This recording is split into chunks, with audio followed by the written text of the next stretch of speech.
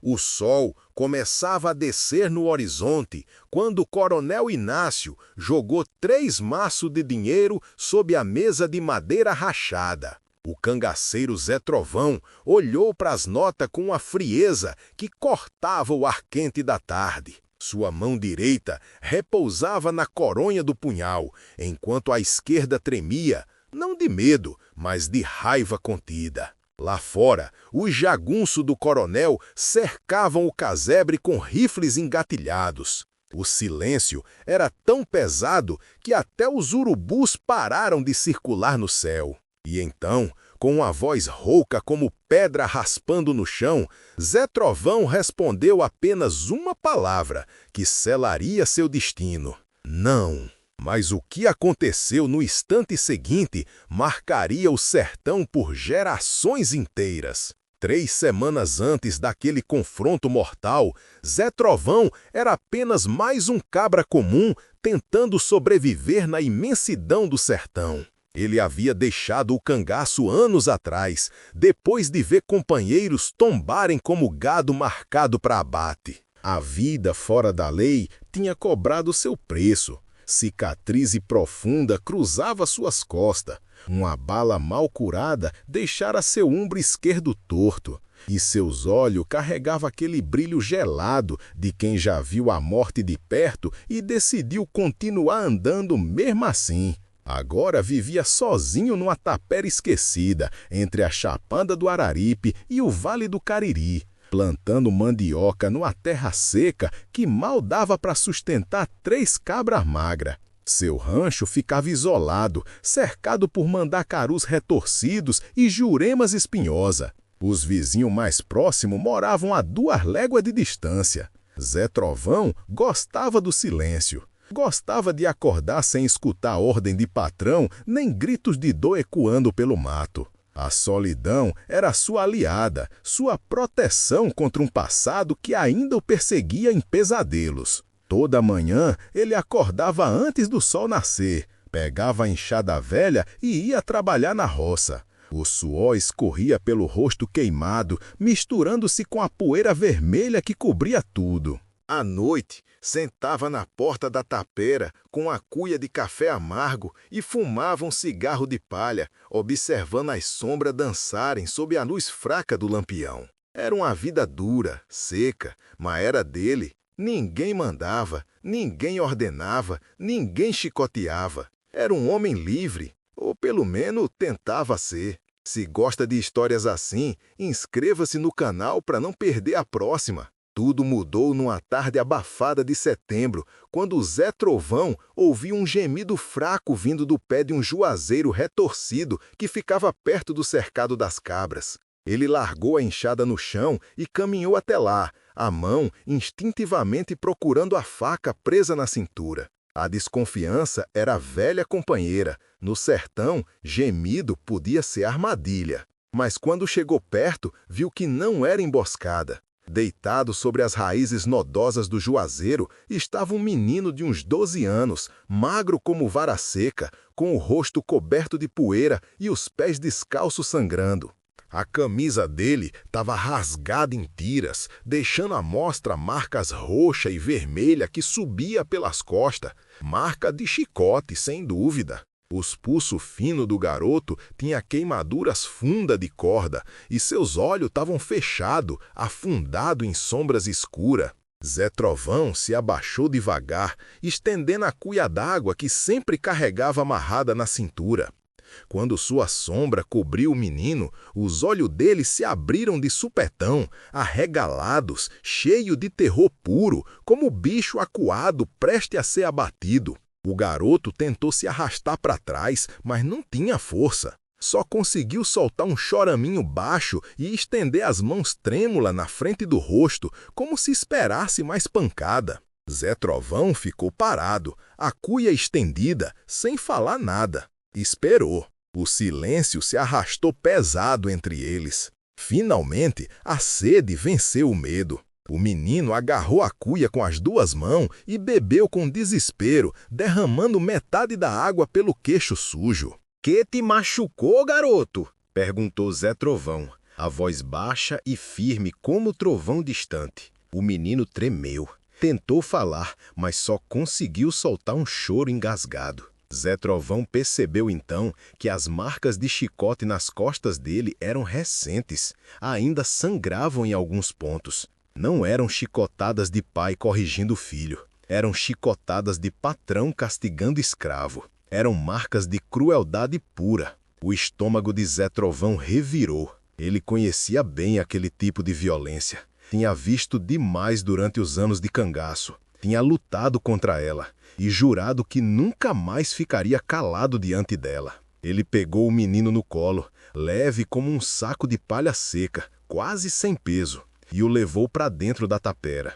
Deitou o garoto na rede velha, lavou os ferimentos com água limpa e passou banha de porco nas queimaduras, murmurando palavras baixas de conforto. O menino adormeceu rapidinho, exausto, o corpo finalmente relaxando depois de quem sabe quantos dias fugindo. E foi só naquela hora, vendo aquela criança dormir como se o mundo não pudesse mais machucá-la, que Zé Trovão entendeu o peso da escolha que acabara de fazer. Ele sabia que aquele menino não tinha chegado ali por acaso. Alguém estava procurando. E quando encontrassem o rastro até sua tapera, o inferno viria junto. Mas sua bondade logo chamaria algo muito maior do que gratidão.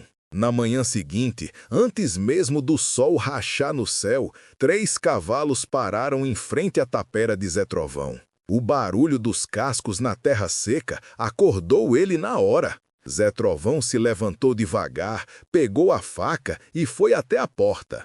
Reconheceu os homens antes mesmo deles desmontarem. Capangas do Coronel Inácio, o dono de quase todas as terras daquela região. O coronel era conhecido por 3 coisas: riqueza sem fim, crueldade sem limites e sede de controle sobre tudo e todos. Diziam que ele marcava gado e gente com a mesma frieza. O líder dos 3 capanga era um cabra alto e magro, com uma cicatriz feia atravessando o olho esquerdo, um talho que ia da testa até o queixo. Ele desceu do cavalo e bateu na porta com a coronha do rifle, 3 pancadas secas que ecoaram como tiro. Zé Trovão saiu devagar, mas firme, a mão perto da faca, presa na cintura. Seus olhos encontraram os do capanga sem desviar. O homem da cicatriz falou com voz grossa, mastigando as palavras como quem cospe cascalho. "Tamo procurando um moleque fujão. Dizem que tu pegou ele aqui." Zé Trovão cruzou os braços. "Não vi moleque nenhum." O capanga deu um passo à frente, os olhos estreitando perigosamente. "Escuta aqui, cabra. Não tô pedindo, tô avisando. Esse menino é propriedade do Coronel Inácio. Ele deve 3 anos de serviço pela dívida do pai morto. Se tu escondeu ele, é melhor entregar agora, senão vai responder por roubo de propriedade." Zé Trovão sentiu a raiva subir quente pela garganta, mas manteve a voz calma. "Já disse, não vi menino nenhum. Agora suma da minha terra, antes que eu te mostre como se trata invasor." Os 3 capangas trocaram olhares. Um deles, gordo e suado, cuspiu no chão com desprezo. O terceiro, um jovem com cara de poucos anos, mas olhos duros, colocou a mão no cabo do revólver. Mas o líder ergueu a mão, mandando eles esperarem. Ele deu mais um passo em direção a Zé Trovão, chegando tão perto que dava para sentir o cheiro azedo de cachaça no bafo dele. "Tu tá brincando com fogo, cabra. O coronel não gosta de gente teimosa, e ele tem memória comprida, muito comprida." Zé Trovão não desviou o olhar nem 1 centímetro. "Pode avisar teu patrão que eu já esqueci como é ter medo de homem rico." A cicatriz no rosto do capanga pareceu ficar mais vermelha. Por um instante, pareceu que ele ia sacar a arma, mas não sacou. Deu meia volta, montou no cavalo e partiu com os outros 2, levantando uma nuvem de poeira vermelha que cobriu tudo como cortina de fumaça. Zé Trovão ficou parado na porta, o coração batendo devagar, mas forte como tambor de guerra. Ele sabia que aquilo estava longe de acabar, muito longe. Dentro da tapera, o menino acordou assustado com o barulho dos cavalos partindo. Zé Trovão entrou e sentou ao lado da rede. O garoto estava tremendo. "Qual é teu nome, garoto?" "Tico." "Tico, escuta bem o que vou te dizer. Aqueles homens vão voltar, e quando voltarem, vão trazer mais gente.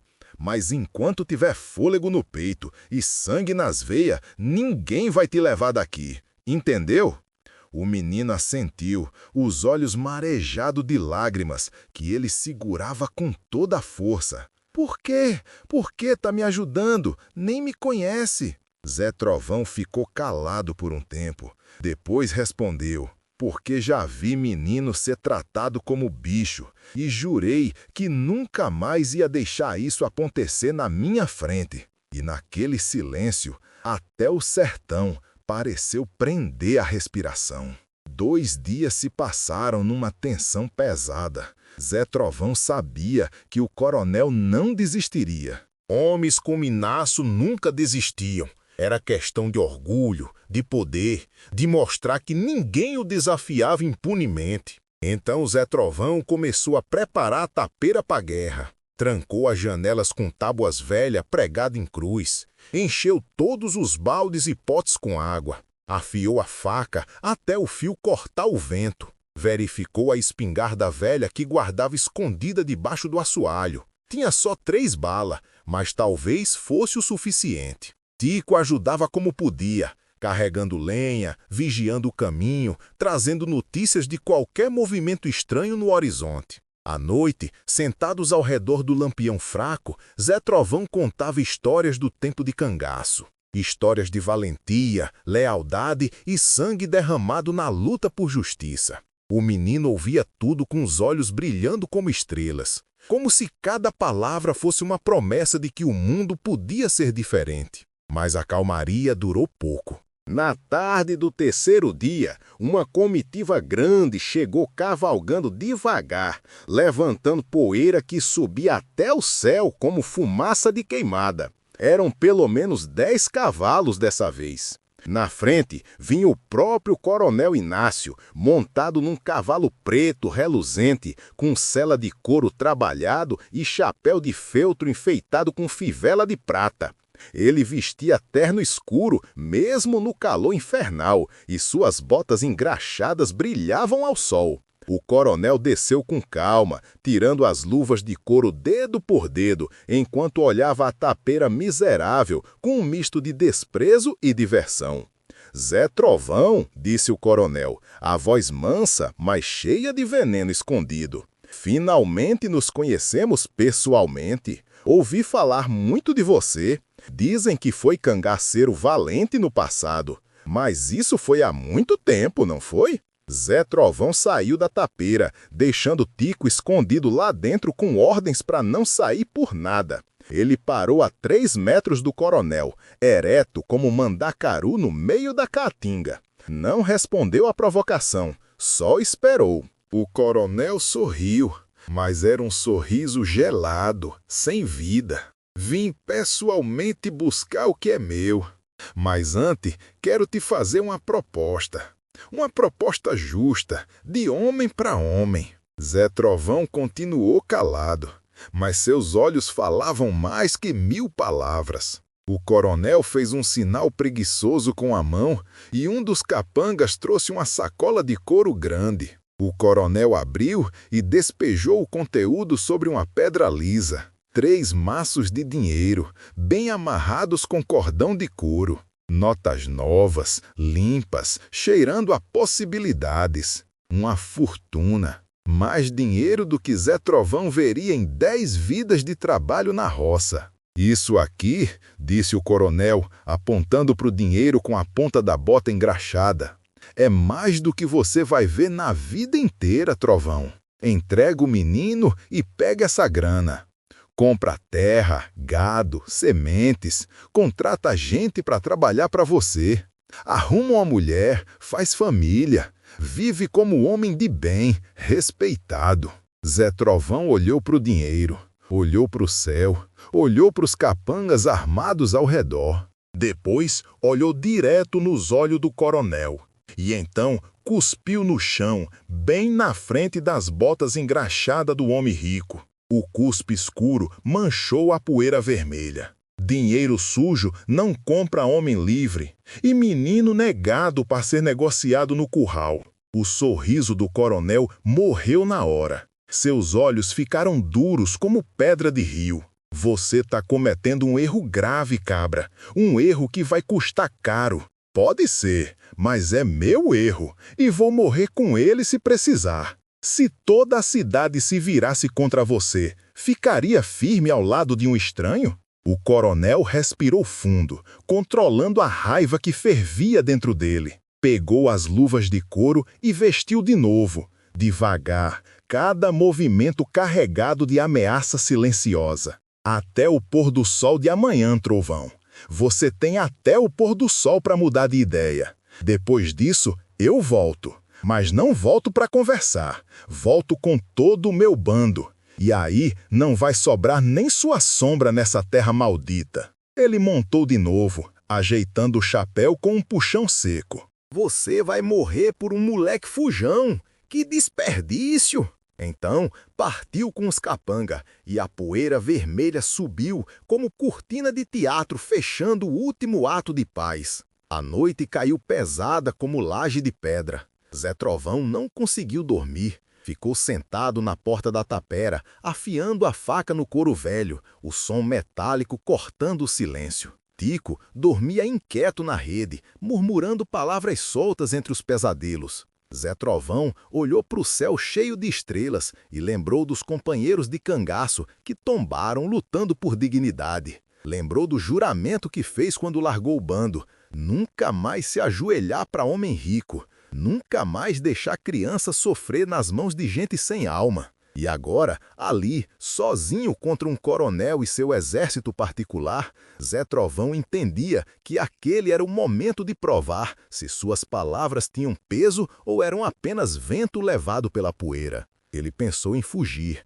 pegar Tico e sumir no mato, mas sabia que não adiantaria. E mais importante, fugir seria trair tudo que ele acreditava. Não, ia ficar, ia lutar. E se morresse, morreria de pé. Quando o sol nasceu no dia seguinte, vermelho como sangue no horizonte, Zé Trovão acordou Tico e disse: "Fica quieto aqui dentro. Não importa o que você ouvir lá fora, não sai. Se as coisas ficarem feias, você corre pro mato e não olha para trás. Entendeu?"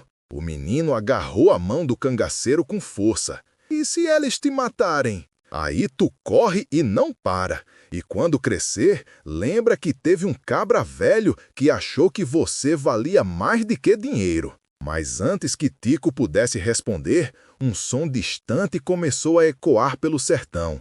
O bater ritmado de cascos na terra seca. Muitos cascos. Uma trovoada se aproximando. Zé Trovão saiu e viu a poeira subindo no horizonte como tempestade vermelha. O bando chegou como praga de gafanhotos. 30, 40, talvez 50 homens armados até os dentes. Rifles modernos, facões afiados, revólveres pendurados na cintura, cartucheira cruzada no peito. Todos pareciam prontos para a guerra.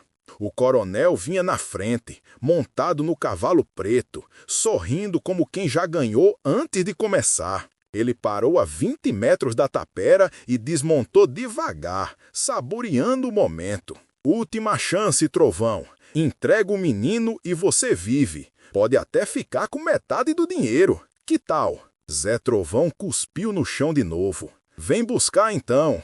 O coronel acenou com a mão e os capangas começaram a cercar a tapera. Armas foram engatilhadas. O som metálico ecoou como anúncio de morte. Zé Trovão fechou os olhos por um segundo, preparando a alma. E foi quando aconteceu algo que ninguém esperava.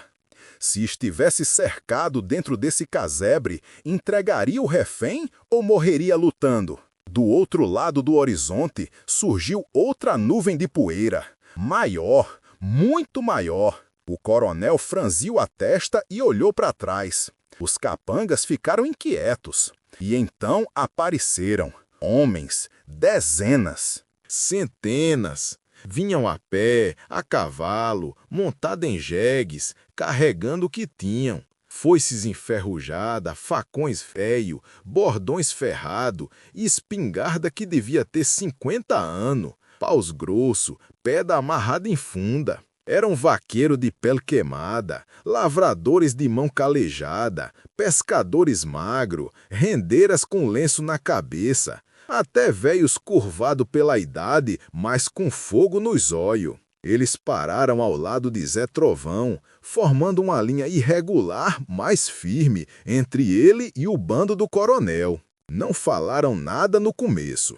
só ficaram ali, parado, encarando. O líder deles era Severino, um vaqueiro velho de cabelos brancos que já tinha cruzado com Zé Trovão em algumas feiras. Ele cuspiu no chão, ajeitou o chapéu de couro e falou alto para todo mundo ouvir. Coronel Inácio, o senhor pode ter terra, dinheiro e poder, mas aqui tem 300 homens e mulheres que já estão cansados de ver menina apanhar, trabalhador morrer de fome e gente rica pisar em cima de pobre. Se quiser chegar no trovão, vai ter que passar por cima de todos nós, e garanto que não vai ser fácil. O coronel ficou pálido, olhou para os lados, contando cabeças.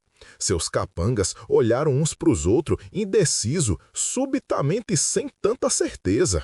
Eles podiam matar um homem sozinho, podiam até matar 10, mas 300 seria um banho de sangue sem vencedor, seria guerra civil.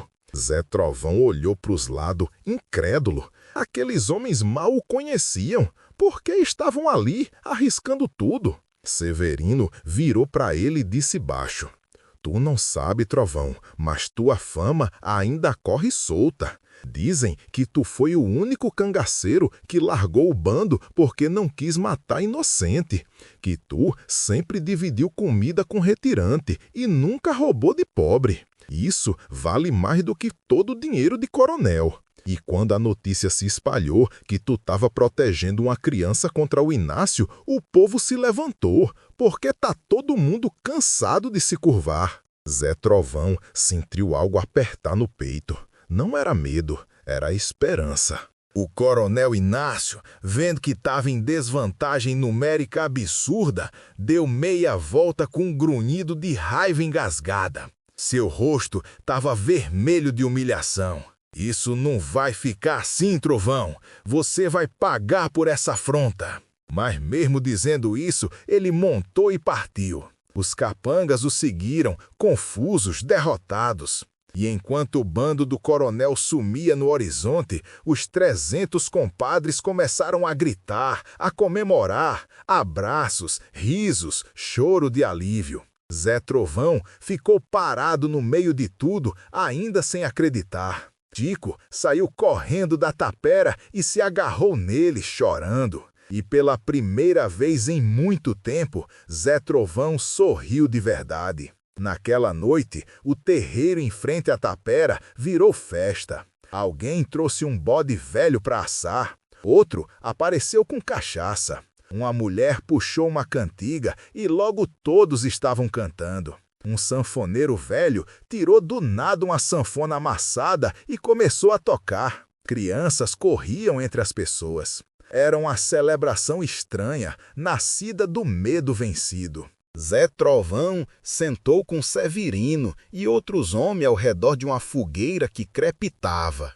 Tico dormia tranquilo pela primeira vez em semana, enrolado num cobertor velho. Severino acendeu o cachimbo e soltou fumaça que subiu lenta. Trovão, tu sabe que o coronel vai voltar, né? Ele não esquece. Eu sei. Mas enquanto tu tivesses 300 compadres do teu lado, ele vai pensar 2 vezes antes de fazer qualquer coisa. Zé Trovão olhou para o fogo, as chamas dançando. Não fiz nada demais, só não entreguei uma criança. E foi exatamente isso que fez toda a diferença. Tu mostrou que dá para dizer não, que dá para resistir. Mas aquele momento era só o começo de uma história que ecoaria por gerações. Os meses passaram. Tico ficou morando com Zé Trovão, ajudando na roça, aprendendo a ler com um professor itinerante. O coronel Inácio, envergonhado pela derrota pública, nunca mais tentou buscar o garoto. A história de Zé Trovão e dos 300 compadres se espalhou pelos 4 cantos do Nordeste. Virou cantiga de viola, virou exemplo repetido por mãe para fio. Anos depois, Tico cresceu e se tornou advogado, defendendo trabalhador e contra abusos. E toda vez que alguém perguntava por que ele escolheu aquele caminho, Tico respondia: porque um dia um homem arriscou tudo por mim. Ele me ensinou que coragem não é não ter medo, é fazer o certo mesmo quando todo mundo espera que você faça o errado. Zé Trovão viveu até os 80, cercado de amigos e respeitado por todos. No dia em que morreu, 300 homens compareceram ao velório, muitos deles netos dos compadres que um dia se armaram por ele. E no sertão, quando alguém precisa de coragem para enfrentar a injustiça, ainda se ouve a história do cangaceiro que recusou dinheiro de um coronel. Porque no fim, o sertão não esquece quem honra a palavra, não esquece quem protege os fracos. Não esquece que a verdadeira riqueza não está em maço de dinheiro, mas na dignidade de dizer não quando todo mundo espera um sim. E você, teria arriscado tudo por um menino desconhecido? Inscreva-se para mais histórias poderosas como essa e clique no vídeo da tela para assistir a próxima, com uma reviravolta tão forte que você nunca vai esquecer.